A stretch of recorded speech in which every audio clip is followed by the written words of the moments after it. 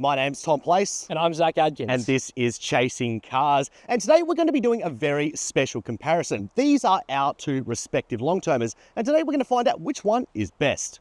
Now, here at Chasing Cars, we review a lot of cars, and that means that we don't necessarily always get to spend the amount of time that we'd like to with every single one. And it's for that reason that we really do embrace our long-termers. Zak and I have had our respective long-termers for 3 months apiece so far, and we've done a combined 16,000 kilometers behind the wheel. Zak's done 11,000 of those, and I've done 5,000. And I think it's pretty safe to say, Zak, that we've taken quite a shine to each of our long-termers. Absolutely. I've loved driving this Ranger Wildtrak over the last 3 months. It's a stellar vehicle. It's got a great engine, great ride quality, and it's got plenty of tech too, which is really impressive.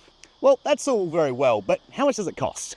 So this one, drive away without any options, is just under $82,000, but it goes up to close to $88,000 with the optional extras, the flexible rack system, the premium paint, and of course the premium pack inside, which includes like your Bang & Olufsen sound system and Matrix LED headlights. See, look, I understand that, Zak, but I just think that's insane money. Like, it's a good ute, don't get me wrong, but we're talking nearly Mercedes-Benz C-Class money for a ute, you know, and the Triton here beside me, it's the top spec GSR grade. It's $66,000 drive away or $73,000 drive away if you got all the bits on it like I do right now. And look, it ticks all the fundamentals, and it also got a lot of niceties like leather seats, a 3.5 ton tire capacity, a full-time four-wheel drive system, and you know what? I reckon it's actually going to be even better off-road than your Ranger, mate.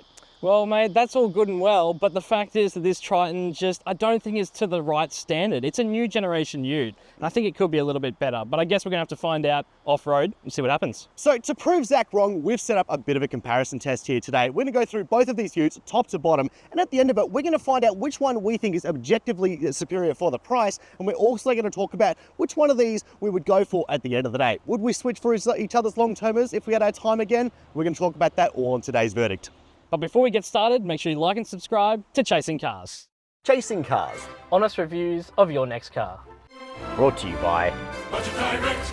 Cutting right to the chase, we headed to the Blue Mountains to one of our favourite off-road tracks that would serve as a good basis for testing these four-wheel drives in stock form.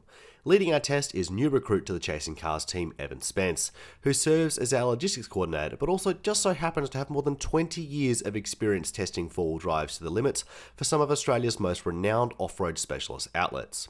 Evan truly lives and breathes this stuff and will be taking us through a simple course designed to test critical factors such as ground clearance, manoeuvrability, traction control, and articulation. Both utes will be left in automatic for high range unless required, with no diff locks or special drive modes activated. We'll also note that the Wildtrak wears slightly grippier all-terrain tyres that could provide some advantage over the Tritons, with both utes running at placard pressures. All right, Zak, we're in the Ranger. Ready to have some fun? Absolutely, absolutely. Ooh, it's tight. This is a wide thing, this Ranger. Far out. Not too It bad. is a stressful day to be a parking sensor in here, isn't it, Zak? There's a few float. Oh, I'm sorry, Ford. Sorry. Sorry.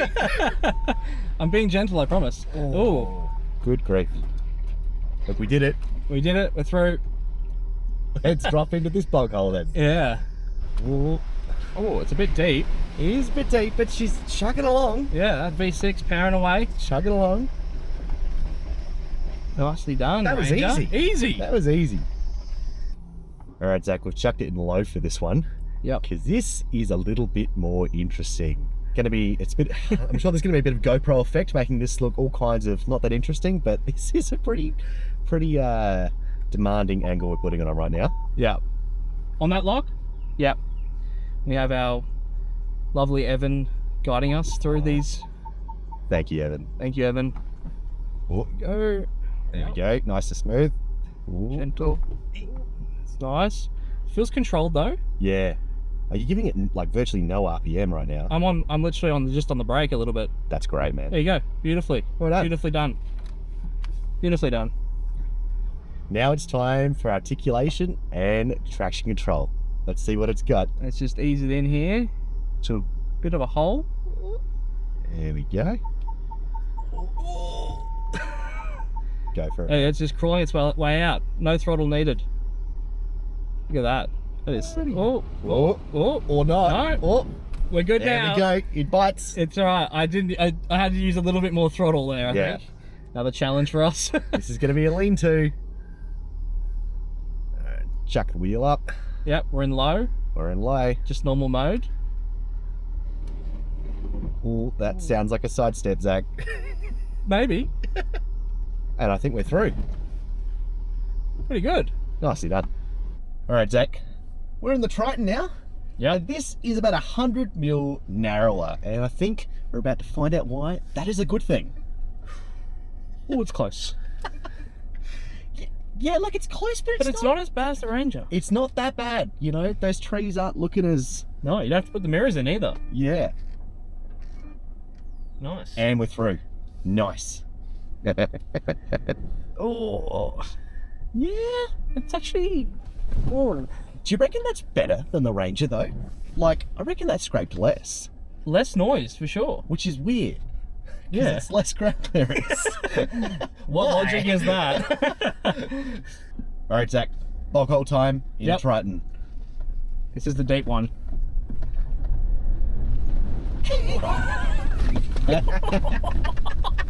Oh my god. That was aggressive, but I like it. I love four-wheel driving. I love four-wheel driving. Wow. All right. This should be interesting. Yes. This is the tricky obstacle. This is the trickiest one. Just getting that line right is... Yeah, it's important. Cool. Go forward. Alright. You write that out. And down. It is a good day to have a spotter. Oh, oh god. Wow. That was That was great. that was a heart-shaking moment. If you're happy and you know it, clap your hands. If you have... All right, time to see how traction control and articulation go on this obstacle. Yep.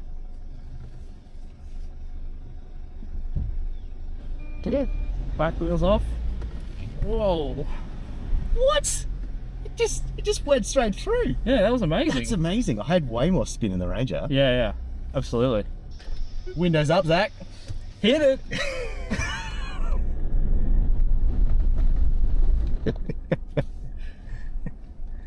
After running the course several times in both vehicles, it was finally time to decide which ute performed the best, which brings us back to our expert, Evan.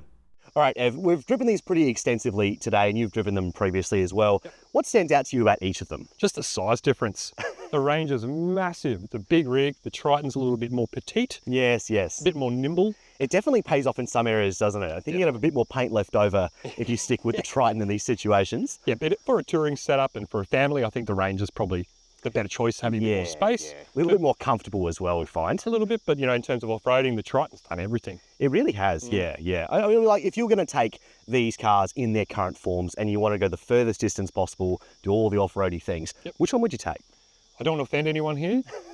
They're both great cars, but I personally would find myself in the Ranger, just the motor. Having a bit more power is a good thing. A bit more power is always a good thing, for sure. Now, the interesting thing about the Wildtrak is it doesn't necessarily have all the off-road bits that you might want from a Ranger. For example, it does lack the rock traction control mode, which you can find on the Raptor and also the Tremor models. Does that really matter? Yeah, it's terrible. We need the rock mode. They're all loose terrain modes otherwise, sand, snow, mud, things like that. Having the rock mode's just going to tighten up the traction control in the front end. I want to see it. Look, we did notice on the track today there were some circumstances where the Ranger was slipping a little bit, where the Triton simply wasn't. Like, you're sure, they both did the obstacle just fine. There's a little bit more theatre involved with the Ranger for sure. Great way to put it. The Triton's a little mountain goat. It really is a little mountain goat as well. And I think one of the things that also really gives it that credibility is the Super Select system. 100%. And the one we have with us today is fitted with a lockable centre differential. Yes. So is that a meaningful upgrade? Is that something to actually look towards? Big time. Both being able to use it in all-wheel drive on-road and having a locking centre diff off-road, it's just, you're going to get 50-50 split drive front to rear. It's a fantastic thing. Finally, modifications. It's what a lot of people are going to do with these. So which one do you think is easier to modify? Look, purely just because the Triton is a newer vehicle, and, you know, we're both on the Triton forums and things. Yes, We're yes. seeing, you know, a new canopy has been released, a new bull bar, so it's catching up. There's still a ladder frame chassis at the end of the day, you know. You can do pretty much anything to them, but you can get this modified from Ford by ARB. Yeah. You know, it's all on your lease agreement. One piece of paperwork, job done. We've got the nice warranty as well. It makes things a lot easier, doesn't it? Plus, so many more options because this is such a good seller. Exactly. You're not going to struggle to get anything for the Ranger. Yeah. Modifications, if you were to do 2 for each, what would you do? Apart from tyres. Apart from tyres always first. I'd go suspension. A little bit more lift is always a good thing. Just 40, 50 mil, keep it legal. And I reckon for what we do, a good dual battery system with a lithium setup so we can charge our camera gear, have a fridge running on a hot day like today. It'd be nice to have a cold bottle of water. And, you know, the pie oven's always handy. So good 12-volt system and suspension, absolutely. 100%, but what a good base to start from. Absolutely. What a cracker day we've had in the office, eh? It's been a good one. Awesome. So, with the off-road driving covered off, it's now time to find out what these two utes are like on-road. So what's it like to drive the Mitsubishi Triton GSR?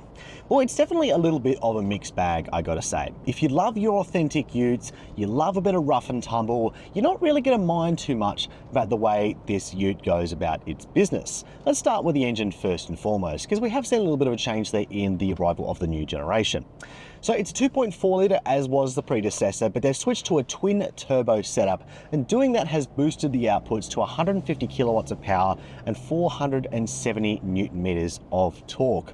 Look, it's definitely not the most refined of engines out there. It's got a very trucky nature to it and a very strong idle to it, you could definitely say. But it also just generally feels strong. It feels confidence inspiring, and the ute, when unladen, can really just get up and get out of its way very quickly indeed. And I will say that in comparison to versions of, say, the bi-turbo version of the Ford Ranger, this doesn't feel as overstrung. It does feel like there is a little bit of laziness sort of tuned into the system there. And I do think that's confidence inspiring for a vehicle that you want to have for a long term. Unfortunately, the 6-speed automatic transmission connected to this engine isn't quite as accomplished, however. It's very jerky and it's very rough, I gotta say, especially when it's cold. You know, a lot of transmissions are a bit rough when they're cold, but it is especially the case with the Triton. And I'm really not sure why. It's the same 6-speed automatic that was in the predecessor. I didn't really have any problems with it when it was in the predecessor. And it's also the same unit that's in the BT50 and the D-Max. Why is it so lumpy and jerky? It's just a simple torque converter arrangement. I don't really know, I don't really understand it. We also have some concerns with the compliance of the rear suspension in some rough conditions, but we'll cover that off in more detail in a later video. Thankfully, the next part of the drivetrain is a lot better though, and that is the full-time four-wheel drive system. And it's not just great that we have a full-time four-wheel drive system on a vehicle at this price point, because a lot of course, the Chinese rivals out there only really have an on-demand four-wheel drive system, which is an important difference to note. But this full-time four-wheel drive system, Super Select 2, is one of the best in the business. I'm very happy to stand behind that. And that's just due to the way that it has such a great breadth of ability. I live in more country areas and I find myself often going from tarmac to dirt frequently.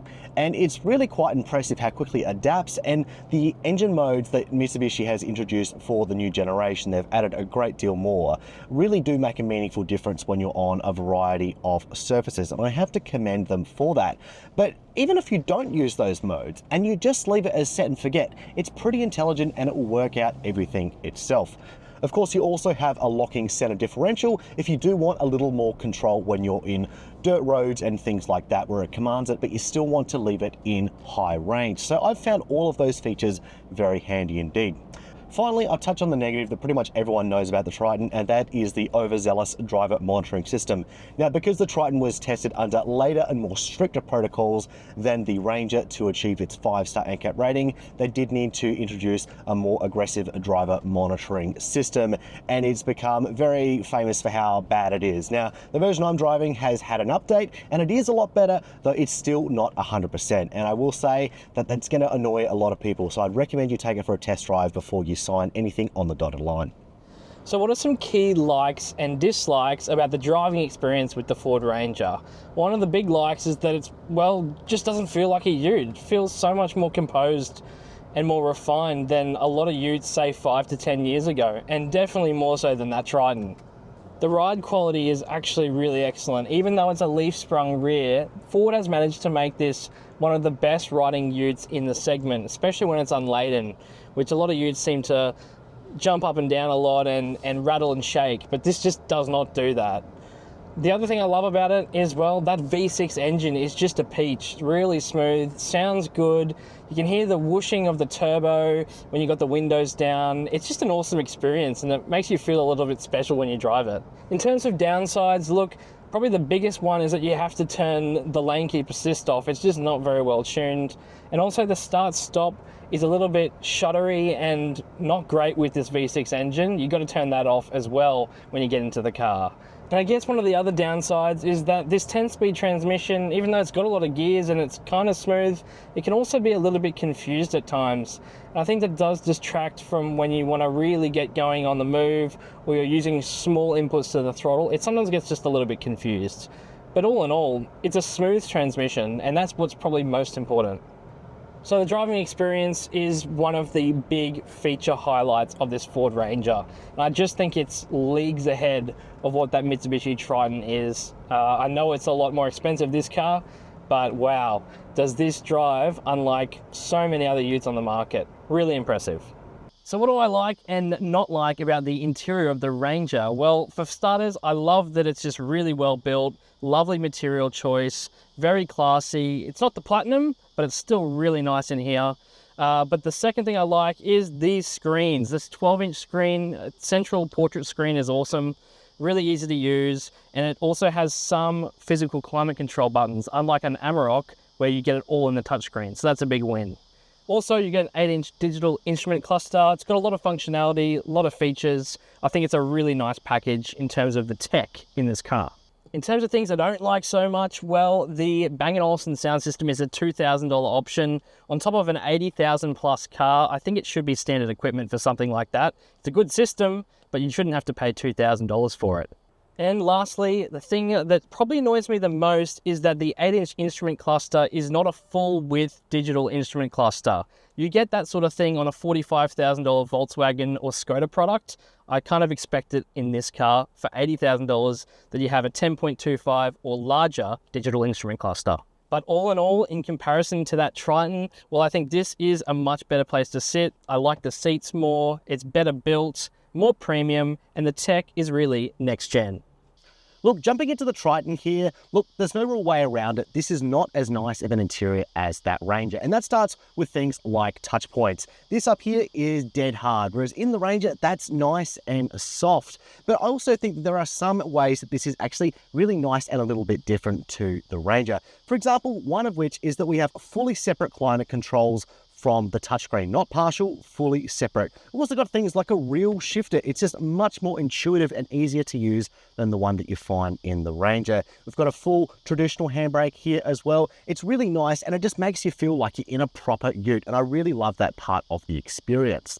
One of the other downsides about this interior though is despite the fact that this is the GSR grade, we don't really have any flagship features. This is the same touchscreen as you can find in the rest of the Triton range. It's only got a partial digital driver's display, and you don't even have power adjustment on the front and passenger seat or automatic wind down on the windows for everyone who isn't the driver. It's really disappointing, and I do think there should be a step up in the features there. I also think as a family man, it's important to note that I've had a lot more luck living with this car and having baby seats in the back seats, because the back seats are just a little bit bigger in this model. And I also really appreciate having the air vents right up in the roof where it blows in your face. So these are utes. Let's now talk about how much stuff you can fit in the back of them. So I'll chuck the numbers up on screen for you now, but the important things to notice is the fact that there's a slightly longer tray with the Triton here in comparison to the Ranger, but it's also slightly wider in the Ranger, and I think you can have a bit of an easier time fitting a standard 1200mm Euro pallet in the back of this one. Now, in terms of payload, it's important to note that this V6 is a particularly heavy beast. It's around about 2.4 tons, and as a result, we do see a bit of compromises there. The payload is 966 kilos there, whereas the Triton is actually pretty outstanding. It's 1,030 kilos for the GSR here, although I do lose a little bit with all the bits of kit on it, as does Zak with his flexible rack system on the Ranger. Now, in terms of towing, look, unfortunately, we don't have time to do a back-to-back towing test today. However, it's important to note that because of those fairly healthy payloads, in terms of legal limitations at least, you're going to be sitting pretty happily with these two utes. They both carry a 3.5-ton towing capacity. Although, look, I think if we're being real here, the fact that we have rear disc brakes on the Ranger and also the fact that the Ranger just has significantly more power, you're probably going to be a bit more comfortable towing with the Ranger. All right, so it's time now to talk about running costs. I'm going to start with fuel. Both of these cars, of course, are diesel. The Triton is a little bit more frugal though. It uses 7.7 litres per 100 Ks on the combined cycle, whereas the Ranger V6 over here, it's at 8.4. It's a little bit more frugal for the bi-turbo. Such is the tax of going with a bigger engine, I'm afraid. Now, you do have a bigger tank in the Ranger. It's 80 litres versus 75 litres in the Triton here. And one of the reasons that the Triton does have a bit of a smaller tank is because it also runs on AdBlue. However, for those of you who are a bit stressed about that idea, it's worth noting that Mitsubishi has actually done a pretty good job with the size of that AdBlue tank. It's 17 litres, and that means that you're supposed to go pretty much from service to service without really worrying about it. That's the mechanic's problem, not yours. Unless, of course, you're in high consumption situations like towing, for example, but just something to keep in mind. In terms of servicing and warranty, well, as standard, the Triton carries a 5-year, 100,000 kilometre warranty, which is, of course, extendable up to 10 years and 200,000 kilometres. The Ranger here is up for a 5-year unlimited kilometre warranty, which is the industry standard. Now, the Ford here is locked in for servicing prices up to about 4 years or 60,000 kilometres, and it's going to cost you about $1,500 over that period. Over the same amount of time, the Triton here is going to cost you about $2,000, but of course that price is capped for up to 10 years. So Zach, having lived with the Triton for 3 months now, I've come to the conclusion that you can really kind of bring the drawback of the Triton down to one thing, and that's the fact that it's just not polished enough for a finished product. And it's really unfortunate. Everything from the gearbox tuning, the rear suspension in particular, and of course the safety systems, which are admittedly a little bit better now, is just really not where it should be. But in saying that, I think today's comparison has really shown the fact that, like, the Triton can do pretty much everything that the Ranger can do. Sometimes it might not be as refined or doing it as easily, but there are also times, for example, when we're off-roading, where I thought it was actually a little bit more capable. But mate, the Ranger isn't perfect either. I think Ford Australia is being pretty cheeky with the pricing of this ute. I think between the two of these utes, the price difference should be around $10,000, not $17,000. It's a pretty ritzy thing. And this isn't even the flagship Ranger. It gets even crazier than that. So I think, but in general, this is an excellent ute. It is a benchmark ute. It's got that great engine. It's got a great chassis underneath it. It's a really well settled thing and an excellent driver. Look, I really can't argue with that, to be perfectly honest. And so with all of this taken into consideration, which of these two would you pick at the end of the day? And also, would you change your answer if you only had the $66,000 to buy it like I do with the Triton GSR?